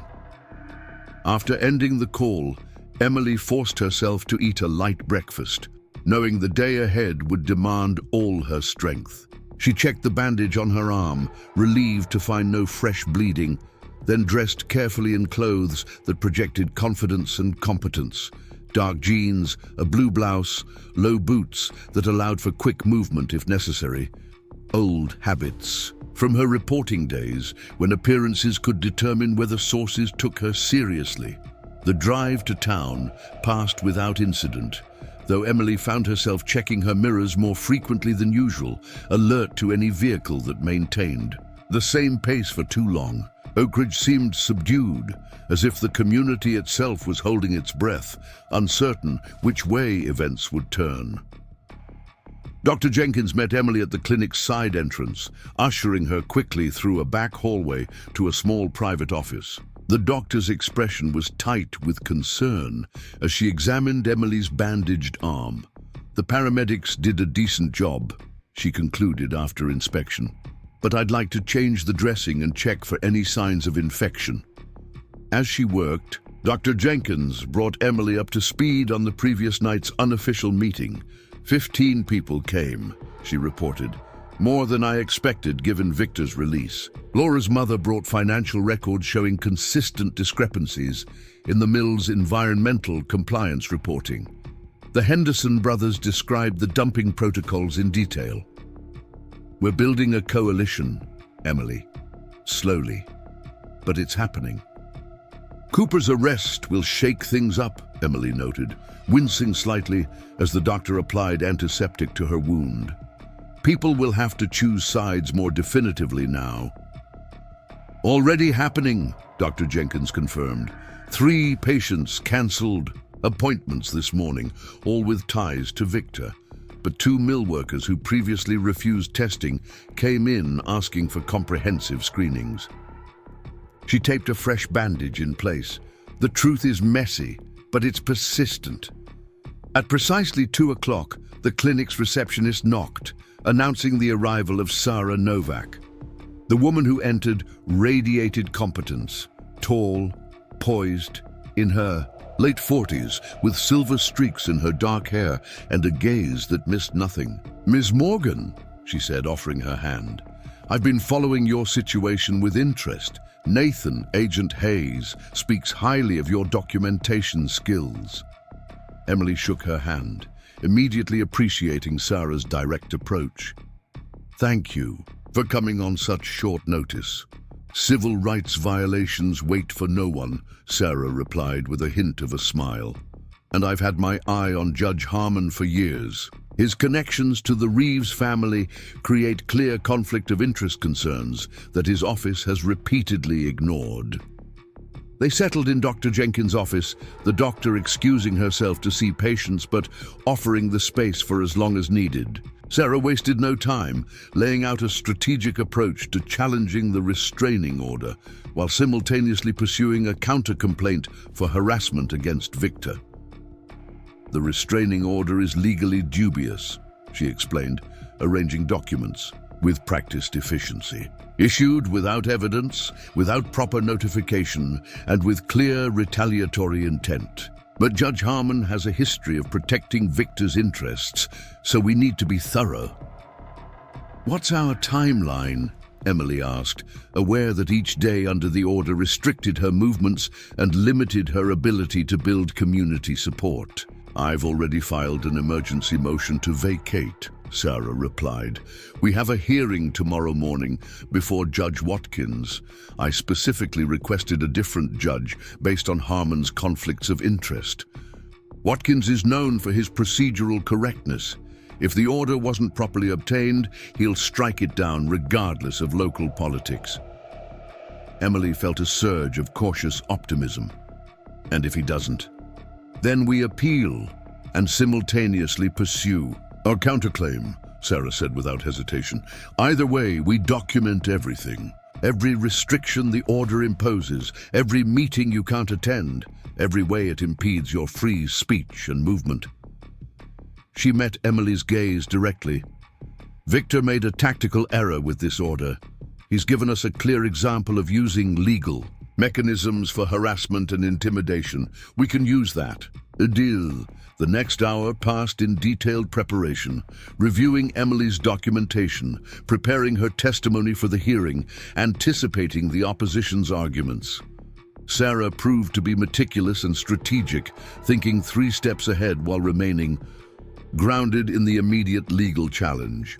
"One more thing," Sarah said as they concluded. "Agent Hayes mentioned you might have concerns about your previous case in Seattle being used against you." Emily tensed. The Maxwell Industries debacle had cost her her career, her reputation, and ultimately her faith in conventional justice systems. Victor's lawyers would undoubtedly use it to paint her as a serial accuser, a troublemaker with a vendetta against successful businessmen. "They will definitely bring it up," Emily confirmed. "Maxwell's legal team was thorough in discrediting me." Sarah nodded thoughtfully. "I've reviewed the Seattle case files. Interesting how many of Maxwell's witnesses later recanted off the record after you'd already lost your position, or how the environmental testing company that contradicted your findings was later found to have falsified data in 3 other cases." Emily stared at her, stunned. "How did you know that? Those recantations happened after the case concluded, after I'd left Seattle." "Nathan asked me to dig deeper," Sarah explained, her expression softening slightly. "He thought there might be parallels worth exploring between Maxwell's tactics and Victor's." He was right. The revelation that Nathan had investigated her past case, not to question her credibility, but to find supporting evidence, touched Emily deeply. It represented a level of faith she had stopped expecting from professional allies after Seattle. "Can we use that information?" she asked, trying to maintain focus on the legal strategy rather than the personal implications. "Some of it," Sarah confirmed, "not as direct evidence in the restraining order hearing, but certainly in our broader counter-narrative about Victor's intimidation tactics. And if Victor's team opens the door by attacking your credibility based on Seattle, we can absolutely introduce the subsequent developments that vindicated your reporting." As they prepared to leave, Emily's phone chimed with a news alert. "Breaking! FBI executes additional search warrants at Reeves Lumber corporate offices in Portland." Sarah read the notification over Emily's shoulder, a smile spreading across her face. "The noose tightens," she observed. "Portland means they're going after the parent company, not just the local operation. Victor's problems are expanding beyond Oakridge." Outside the clinic, Sarah departed for her hotel to finalize preparations for the morning hearing, leaving Emily with a thick folder of documents to review overnight. As Emily walked toward her car, she noticed a familiar figure waiting beside it. Laura, her expression a mix of concern and determination. "I heard about Cooper," Laura said without preamble, hugging Emily carefully, mindful of her injured arm. "Are you okay? Really okay?" "I'm fine," Emily assured her, though the lingering tightness in her chest suggested otherwise. Cooper wasn't as good at breaking and entering as he thought. Laura didn't smile at the attempted humor. "This isn't funny, Em. He could have killed you, and now half the town's acting like you somehow provoked him into it. Victor's spin machine working." "Over time," Emily concluded, unsurprised but still disappointed. "What else are they saying?" "That Cooper had a breakdown, that the stress of the mill closure pushed him over the edge," Laura replied, disgust evident in her voice. "That his concern for the community made him desperate. They're painting him as a victim, Em, and you as the outsider who drove him to it." Emily absorbed this, recognizing the strategy. Make Cooper sympathetic, shift blame to the outsider, minimize the attempted violence by contextualizing it as an understandable, if regrettable, reaction to economic threat. Classic misdirection from the actual crimes committed by Victor. And People are buying it? She asked, already knowing the answer. Some are, Laura admitted. The ones most dependent on the mill, the ones scared about mortgages and health insurance, but not everyone. Her expression brightened slightly. Mum's accounting group has started sharing information about the mill's finances, discreetly through trusted networks. The Henderson brothers are organizing other workers who fell ill after handling chemicals. Dr. Jenkins is compiling health data showing the cancer cluster around the creek. A resistance, Emily observed, feeling a flutter of hope. A community, reclaiming its voice, Laura corrected. Which reminds me, we're having another meeting tonight. My house this time, since Dr. Jenkins' place is covered by that ridiculous restraining order. Emily shook her head regretfully. I can't come. The order restricts me from being within 500 feet of any Reeves family property, which apparently includes half the town. Including my house, Laura confirmed grimly. My mom's mortgage is through Reeves Financial, but... She pulled out her phone. That doesn't mean you can't participate. She opened a secure messaging app, showing Emily a group chat labeled simply Oakridge Truth Committee. Started it last night, Laura explained. End-to-end encryption, no names used in the chat, information compartmentalized so no one person has everything. Mom's idea. Apparently, she learned some things from her years hiding Victor's financial misdeeds. Emily scrolled through the messages, impressed by the organization already taking shape. Meeting summaries, document sharing protocols, assignments for gathering specific information, all structured in a way that protected participants while building a comprehensive community-based case against Victor's operations. This is remarkable, Emily said, genuinely moved by the evidence of Oakridge residents mobilizing despite intimidation. People aren't as easily controlled as Victor thinks, Laura replied. Once they see a path forward, once they realize they're not alone. She squeezed Emily's hand. You started this, Em. You showed us it was possible to speak up. The simple acknowledgement meant more to Emily than any official recognition could have. After months of isolation, of being the outsider, the troublemaker, here was evidence that her stand had mattered, had catalyzed something larger than her individual protest. I'll be there tonight, Emily promised, indicating the secure chat. Virtually, at least. After parting from Laura, Emily drove cautiously, through town, acutely aware of the invisible boundaries the restraining order had imposed. Half the businesses on Main Street were technically off-limits, outlined in red on a map Sarah had provided. The grocery store, the bank, the library, all restricted, all part of Victor's attempt to make normal life in Oakridge impossible for her. At the edge of town, Emily noticed a black sedan parked discreetly near the turnoff to her cabin road. A moment's observation confirmed her suspicion. Nathan, keeping watch without making his presence official. The sight warmed her despite the complications their professional situation created. She pulled alongside his vehicle, rolling down her window. Nathan did the same, his expression shifting from alertness to something softer when he recognized her. Following me, Agent Hayes? She asked, keeping her tone light. Conducting surveillance in an area relevant to an ongoing investigation, he corrected, though his smile belied the formal response. How did it go with Sarah? She's thorough, Emily replied. Hearing tomorrow morning, good chance of getting the order vacated. Satosat. Nathan nodded, satisfaction evident. Good. Cooper's arraignment was delayed until tomorrow as well.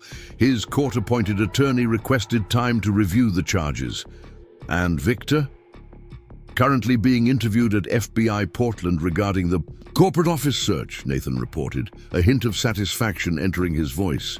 His attorneys are present, of course, but our financial crimes team found some interesting discrepancies between the mill's reported waste disposal costs and the corporate accounting records. Emily absorbed this, appreciating the methodical way the case was expanding beyond Oakridge, beyond Victor's sphere of local influence. "So we're making progress." "We are," Nathan confirmed, then hesitated before adding, "though I'd feel better if you weren't staying alone at the cabin tonight. Cooper may have had accomplices we haven't identified yet." The concern in his voice was professional, but the look in his eyes was decidedly not. Emily found herself caught between appreciation for his protective instinct and a need to maintain her independence, to avoid becoming someone else's responsibility to guard. "I'll be fine," she assured him. "New locks installed this morning, panic button ready, and I'm pretty sure the woods around my cabin are crawling with discreet FBI surveillance I'm not supposed to know about." The corner of Nathan's mouth twitched, confirming her suspicion. "Standard protective protocol for key witnesses." "Of course," Emily replied, allowing herself a small smile. "Just protocol." The moment stretched between them, filled with things neither could say while maintaining professional boundaries. Finally, Nathan cleared his throat. "Tomorrow after the hearing," he said. "Once the restraining order is vacated, we should talk about what happens next." The simple statement contained layers of meaning. Next in the case, next for Oakridge, next for whatever was developing between them. Emily nodded, suddenly unable to trust her voice. "Be careful going home," Nathan added, his gaze intensifying. "Some of Victor's more loyal employees have been making noise at the Timber Inn. Nothing actionable yet, but keep your eyes open." The warning stayed with Emily as she drove the familiar road to her cabin, scanning the forest verge for any sign of unusual activity. The events of the past 24 hours had transformed her relationship with Oakridge, with her temporary home, with her understanding of safety. Cooper's attack had shattered the illusion that documentation and exposure alone could protect her from those desperate to maintain the status quo. The cabin appeared undisturbed when she arrived, though Emily conducted a careful perimeter check before entering, a new habit she suspected would remain with her long after the immediate threat had passed. Inside, the space still bore subtle signs of the previous night's violence. A chair slightly askew, a book not quite in its proper place on the shelf, the lingering sense of invasion that no amount of cleaning could immediately erase. Emily set down her bag and moved instinctively to secure the newly installed locks, then paused, struck by a sudden realization. The fear Cooper had intended to instill wasn't taking root. Instead, she felt a growing resolve, a certainty that retreating now would betray not just her own principles, but the nascent movement forming in Oakridge, the community members who had begun to find their voices after years of silence. The evening passed quietly as Emily prepared for the next day's hearing, reviewing Sarah's documentation and organizing her own records. Around 8, she joined the secure chat Laura had established, finding 23 participants already engaged in detailed discussion about the mill's environmental practices, health impacts, and financial irregularities. Emily observed without immediately commenting, impressed by the depth of knowledge being shared. Laura's mother outlined suspicious patterns in the mill's tax filings. Dr. Jenkins shared anonymized health data showing cancer rates triple the national average in neighborhoods downstream from the chemical dumping sites. The Henderson brothers detailed specific violations they had witnessed, dates and locations matching Emily's own documentation. Finally, Emily added her own contribution, a timeline correlating the mill's increased profitability with decreased spending on environmental compliance using publicly available data Sarah had pulled from regulatory filings. The response was immediate and encouraging, participants building on her analysis with local knowledge she couldn't have accessed on her own. This, Emily realized, was what Victor feared most, not individual whistleblowers who could be isolated and discredited, but a community awakening to its collective power, connecting disparate pieces into a comprehensive picture of corruption and negligence. No restraining order could stop this organic spread of awareness, this reclaiming of narrative by those most affected. Around midnight, exhaustion finally overcame Emily's determination to continue working. She checked the security of all windows and doors one final time, placed the panic button on her bedside table within easy reach, and finally allowed herself to rest. Sleep came surprisingly easily, perhaps because for the first time since arriving in Oakridge, Emily felt truly connected to something larger than her individual crusade. The community she had believed rejected her was revealing its more complex reality. People who had been waiting for a catalyst, for someone to take the first stand against Victor's intimidation. Morning arrived with pale sunlight filtering through the pine branches outside Emily's window. She rose early, giving herself ample time to prepare for the hearing. The restraining order challenge might seem like a minor legal skirmish compared to the federal case building against Victor, but its symbolic importance was significant. If Judge Watkins vacated the order, it would represent the first official recognition that Victor's legal maneuvers were tactical rather than legitimate, a small but meaningful shift in the balance of power. Emily dressed with careful consideration, a charcoal grey suit she had kept from her reporting days, professional without being overly formal. After a light breakfast, she gathered her documentation, checked the security of the cabin one last time, and headed toward town. The courthouse sat at the far end of Main Street, an imposing stone building that had served as the county seat since Oakridge's founding. As Emily approached, she noticed an unusual number of vehicles in the parking lot, including several news vans with satellite equipment deployed. Word of the hearing had apparently spread beyond local interest. Sarah Novak waited at the courthouse, steps immaculate in a navy suit that radiated authority. Her expression registered approval as she took in Emily's appearance. "Perfect," she said by way of greeting. "Professional, confident, non-threatening. Exactly the image we want to project."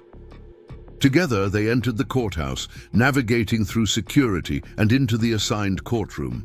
Emily was surprised to find it nearly full, mainly with faces she recognized from Oakridge: Dr. Jenkins, Laura and her mother, the Henderson brothers, and others who had participated in last night's secure chat. Their presence, despite the early hour and workday commitments, spoke volumes about the community's investment in the outcome. At the prosecution table sat Victor's lead attorney, Richard Northcross, a silver-haired man whose expensive suit and imperious expression advertised both his rate and his disdain for provincial proceedings. Beside him sat a younger associate, frantically organizing documents while Northcross surveyed the room with calculated indifference. Notably absent was Victor himself, a tactical decision Emily had anticipated. By staying away, he maintained the fiction that she presented some genuine threat to his safety, while avoiding the scrutiny a face-to-face confrontation in court might bring. As Emily and Sarah settled at the defense table, the courtroom doors opened once more. Nathan entered, dressed in a formal dark suit rather than his usual field attire, FBI credentials visible on his lapel. His eyes found Emily's briefly, professional with an undercurrent of something warmer, before he took a seat at the back of the courtroom. "Agent Hayes is here as an observer," Sarah whispered, noting Emily's attention. "The FBI has an interest in documenting any potential witness intimidation." Judge Watkins entered promptly at 9, a lean man in his 60s with penetrating eyes and a reputation for procedural exactitude. After the customary rising and seating, he reviewed the case, file before him with methodical attention. "This is a hearing on an emergency motion to vacate a restraining order issued by Judge Harmon against Emily Morgan," he began, his voice measured and precise. "Ms. Novak, as the moving party, You may present your argument." Sarah rose, her presence commanding immediate attention. "Your Honor, we move to vacate this restraining order on multiple grounds. First, it was issued without proper notice or opportunity for Ms. Morgan to respond. Second, it contains factually false claims about Ms. Morgan's conduct. Third, it was requested in bad faith as a tactical measure to isolate a key witness in an ongoing federal investigation. And fourth, it was granted by a judge with documented conflicts of interest regarding the petitioner, Victor Reeves. She proceeded to systematically dismantle the restraining order's legitimacy, presenting evidence that Emily had not been within 500 feet of Victor since the town hall meeting, that no threatening communications existed, and that the timing of the order coincided precisely with community organizing efforts in which Emily was playing a key role. Furthermore, Sarah continued, producing certified documents, Judge Harmon has financial ties to Reeves Enterprises, including a substantial investment in their timber holdings and a vacation property financed through Reeves Financial at below-market rates. These connections, which Judge Harmon failed to disclose, represent clear conflicts of interest that should have resulted in recusal. A murmur passed through the courtroom at this revelation. Judge Watkins's expression remained neutral, though his gaze sharpened as he reviewed the financial documentation Sarah submitted. Richard Northcross rose next, his voice carrying the polished condescension of someone accustomed to deference. "Your Honor, Ms. Morgan has a documented history of harassing successful businessmen with unsubstantiated claims," he began. "Her termination from the Seattle Tribune for similar conduct demonstrates a pattern of vindictive behavior. Mr. Reeves sought this order not out of tactical consideration, but out of genuine concern for his safety following threats Ms. Morgan made in public." "What specific threats, Counselor?" Judge Watkins interrupted. "I see allegations in your filing, but no direct quotations or documented incidents." Northcross faltered momentarily.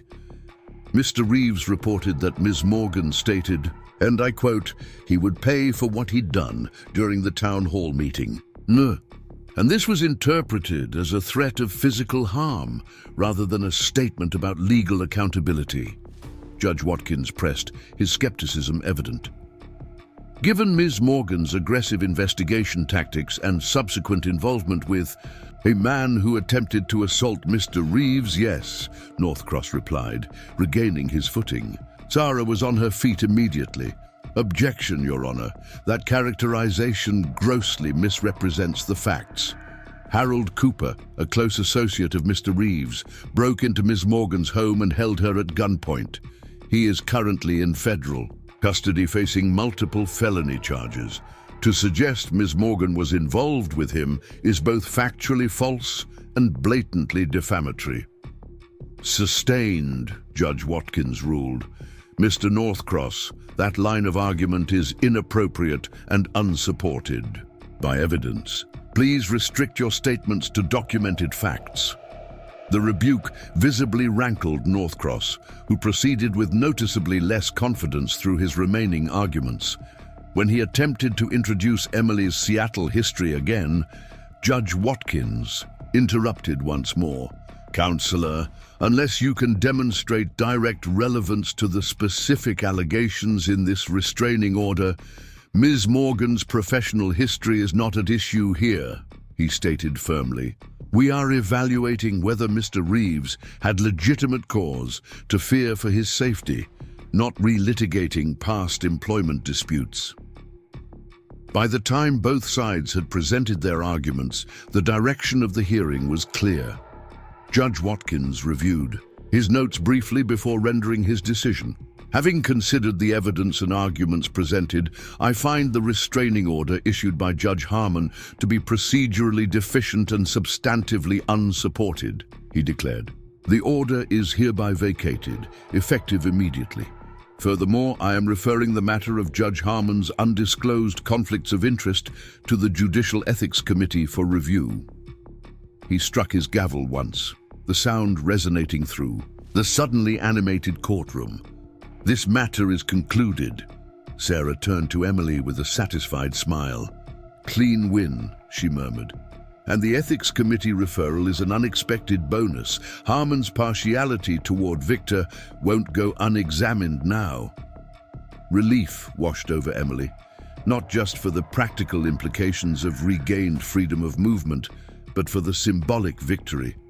Victor's attempt to use legal mechanisms to isolate her had backfired spectacularly, potentially exposing his influence over the local judiciary in the process.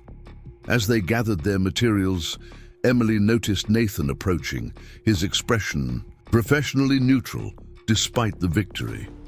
"Congratulations," he said, addressing both women. "The Bureau appreciates your thorough work on this matter, Ms. Novak. Always a pleasure to push back against witness intimidation, Agent Hayes," Sarah replied with a knowing smile. She excused herself to take a call, leaving Emily and Nathan in a moment of semi-privacy amid the dispersing crowd. "This changes things," Emily said quietly. "Victor's losing his grip on the town." Nathan nodded, careful to maintain professional distance while surrounded by potential observers. The Portland office found significant financial irregularities during yesterday's search. Victor's attention will be divided between multiple fronts now. Outside the courthouse, Emily found herself surrounded by supportive Oakridge residents, Dr. Jenkins offering a warm embrace, Laura beaming with vindication, others approaching with hesitant words of encouragement or solidarity. What struck Emily most was not the individual expressions of support, but the collective energy they represented, a community finding its voice after years of silent acquiescence. As the crowd thinned, Nathan approached once more, his official demeanor softening slightly now that they stood apart from the courthouse. "That conversation we need to have," he said, voice low enough for privacy. "Are you free this evening?" Emily nodded, suddenly aware of the dual nature of the question, professional and personal, intertwined in ways neither could fully articulate while the case remained active. "My cabin, 7 o'clock, she replied. "We can discuss next steps." Nathan held her gaze a moment longer than strictly necessary, something unspoken passing between them. "Next steps," he echoed, the simple phrase carrying layers of meaning.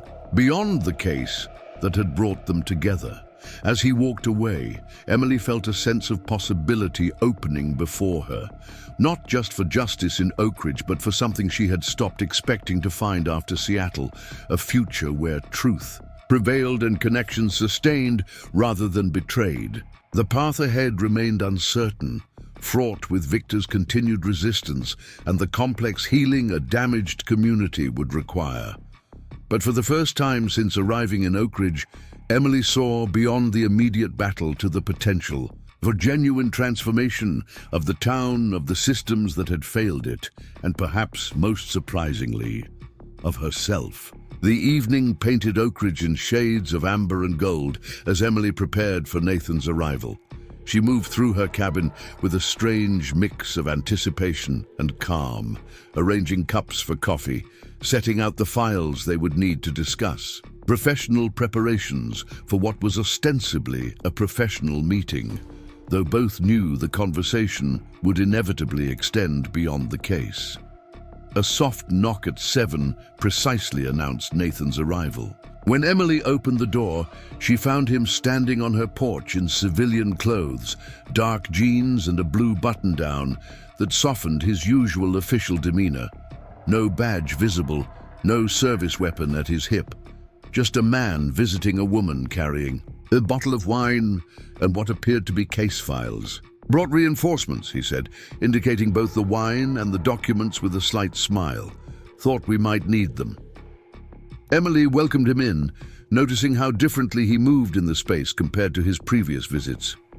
no longer scanning for threats or maintaining professional distance, but instead carrying a relaxed awareness that transformed his presence from authoritative to simply attentive. "I heard from Sarah," Emily said as they settled at her small kitchen table. "She's already filing ethics complaints against Judge Harmon based on those financial connections she uncovered. Apparently, several other cases involving Victor might be reviewed as a result." "Good." Nathan nodded, arranging files with methodical precision. Victor's influence is being systematically dismantled piece by piece. The Portland office found offshore accounts linked to environmental violation fines. Essentially, he was budgeting for pollution as a business expense. "That should strengthen the federal case," Emily observed, pouring wine into the mismatched glasses her aunt had left behind. "How are things in town?" "Shifting," Nathan replied, accepting a glass with a small nod of thanks. The restraining order backfiring hit Victor's credibility hard. More people are coming forward with health concerns, connecting their illnesses to the mill's practices. Dr. Jenkins says her waiting room has been full for 3 days straight. They discussed the case with the ease of colleagues who had developed shorthand, each contributing observations and strategies without need for extensive explanation. The federal investigation was progressing steadily. Grand jury proceedings were being scheduled, and the EPA had begun formal remediation planning for Crescent Creek. As they worked through the files, their hands occasionally brushed, creating small moments of connection that neither acknowledged directly, but both clearly felt. The professional foundation of their relationship provided structure, while something else entirely built upon it. Something neither had expected to find in Oakridge. "There's something else," Nathan said finally, closing the last file. "Something I wanted to discuss with you." He reached for a separate folder he'd kept aside. "I've been asked to lead a new environmental crimes task force based in Seattle. Expanded jurisdiction, increased resources, focusing on corporate polluters throughout the Pacific Northwest." Emily's heart stuttered, understanding immediately what this meant. "You're leaving Oakridge." "The active investigation phase is winding down," Nathan acknowledged. "The U.S. Attorney's Office is taking lead on prosecution. My role here is becoming less critical."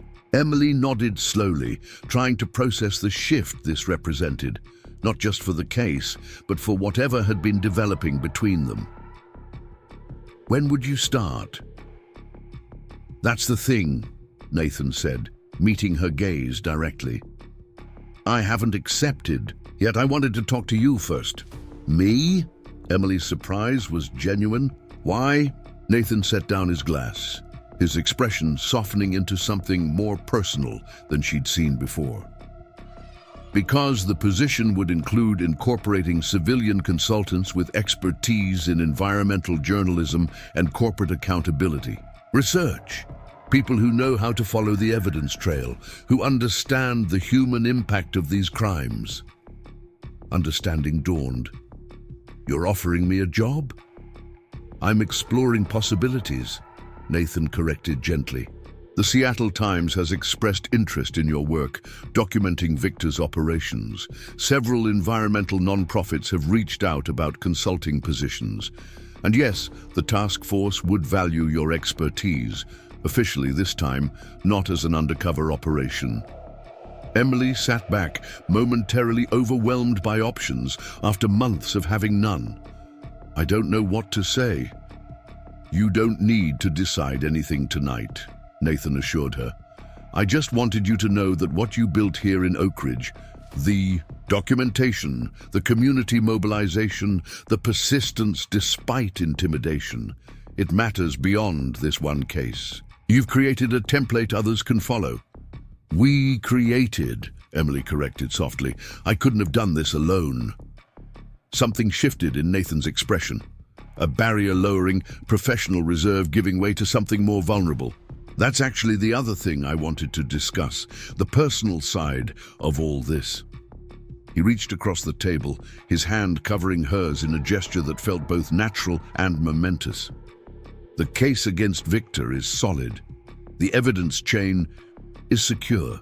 My supervisory role is transitioning to the prosecution team, which means the professional boundaries are changing, Emily finished for him, turning her hand to intertwine their fingers.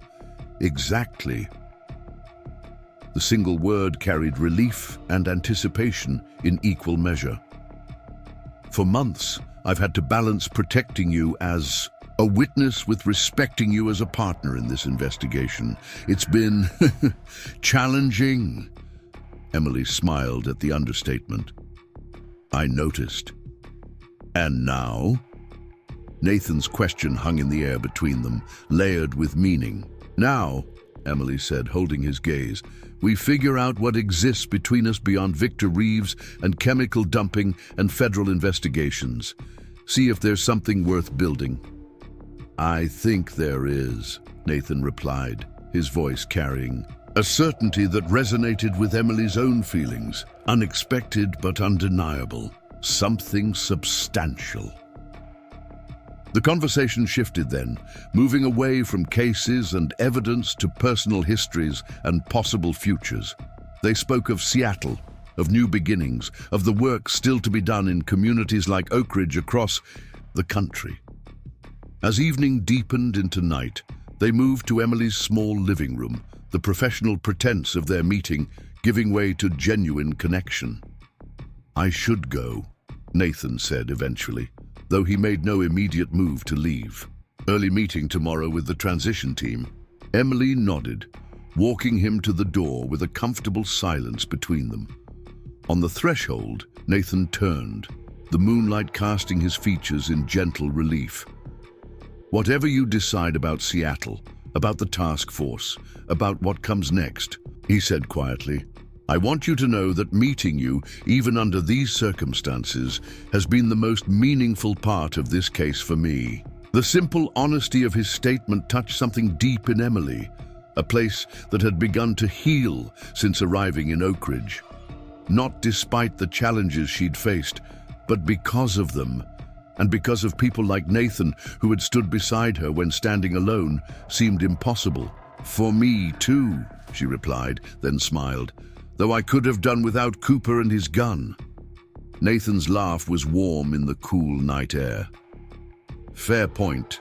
He hesitated, then leaned forward, his lips meeting hers in a kiss that held both tenderness and promise, an acknowledgement of what they'd already shared and what might still develop between them. When they parted, Emily felt a certainty she hadn't experienced in years, not about specific paths or decisions, but about her own resilience, about the possibility of building something meaningful from the wreckage Victor had created in Oakridge. Good night, Emily, Nathan said softly, his eyes conveying depths his professional training had taught him to contain. Good night, she replied, watching as he walked to his car, his silhouette strong against the starlit sky.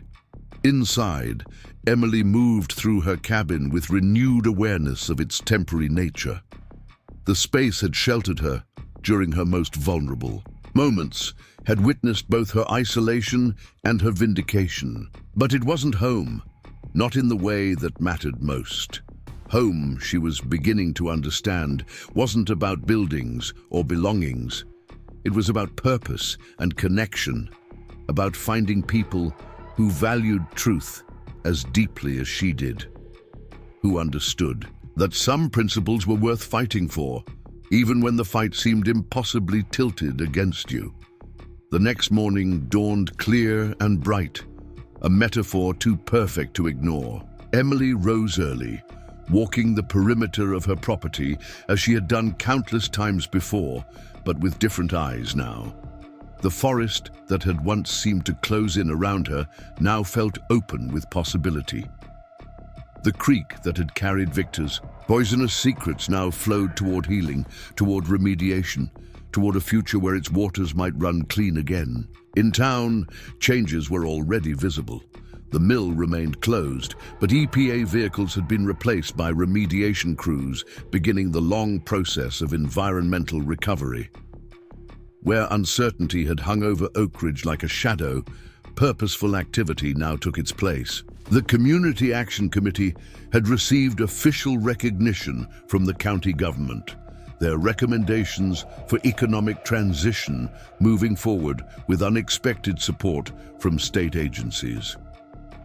Dr. Jenkins greeted Emily at the clinic with news that federal health screenings would begin the following week, providing affected residents with documentation needed for the class action lawsuit now being organized against Reeves Enterprises. Laura reported that her mother had been asked to testify before a state regulatory committee about financial practices at the mill. Small victories, perhaps, against the larger backdrop of corporate environmental crime. But victories nonetheless. Evidence that systems designed to protect the powerful could sometimes be redirected toward justice if pushed hard enough by enough determined hands. As Emily drove back to her cabin that evening, she passed the entrance to Crescent Creek Park, where new signs warned against water contact pending completion of remediation efforts. She pulled over on impulse, walking to the water's edge, where she had first discovered evidence of Victor's dumping months earlier. The creek still flowed, indifferent to human concerns about contamination and accountability. Nature worked on longer timescales, healing at its own pace. But human systems could accelerate that healing, could prevent further damage, could hold accountable those who placed profit above planetary health. Emily took a photo of the warning sign with her phone, already composing the article in her mind. Not just about Victor and Oakridge, but about the broader pattern his crimes represented. About communities finding their voices against corporate power. About the slow, imperfect, but vital process of reclaiming both environmental and civic health. Her phone chimed with an incoming message from Nathan. Task Force Director wants to meet you. Coffee tomorrow. Emily smiled, typing her reply. Yes to coffee, still thinking about the rest. The truth was, she didn't need to think much longer. Seattle represented not just professional opportunities, but a chance to transform her individual fight into something more systematic, more impactful. To work alongside others, including Nathan, who understood both the technical aspects of environmental crime and its human costs. Victor's reign over Oakridge had ended. The systems that had enabled him were being dismantled piece by piece. The community was finding new leadership, new economic possibilities, new ways to define itself beyond the mill that had both sustained and poisoned it. And Emily Morgan, who had arrived with nothing, with no money, no family, and nowhere to turn, was leaving with everything that truly mattered, purpose restored, voice reclaimed, connections forged in the crucible of shared struggle. The silent gunman who had defended her honor had become something far more significant, a partner in the ongoing work of justice, and perhaps in building whatever came next. As dusk settled over Oakridge, Emily stood at her cabin window, watching. Darkness embraced the forest that had sheltered her reckoning. Tomorrow would bring decisions, transitions, new beginnings. But tonight, in this moment between what had been and what might be, she allowed herself to simply feel the fullness of the journey, from isolation to community, from vulnerability to strength, from having nothing to discovering that she had perhaps everything that mattered all along. Up next, you've got two more standout stories right on your screen. If this one hit the mark, you won't want to pass these up. Just click and check them out.